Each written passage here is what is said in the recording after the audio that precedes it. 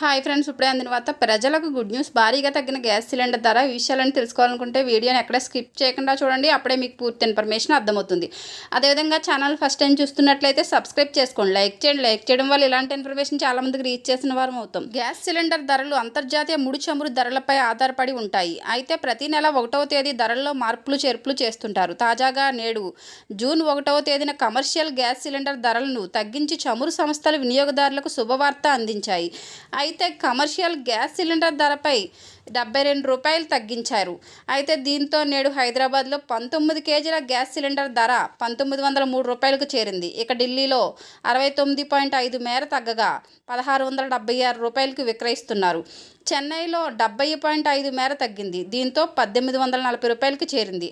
అలాగే కోల్కతాలో 72 రూపాయలు తగ్గడంతో 1787 రూపాయలకు విక్రయిస్తున్నారు. అలాగే ముంబైలో 69.5 రూపాయలకు తగ్గి 1629 రూపాయలకి చేరింది. కొత్త రేట్లు నేటి నుంచి అమల్లోకి వస్తాయి. ఇక గృహ వినియోగ గ్యాస్ సిలిండర్ ధరల్లో ఎలాంటి మార్పు చేయకపోవడంతో స్థిరంగా కొనసాగుతున్నాయి.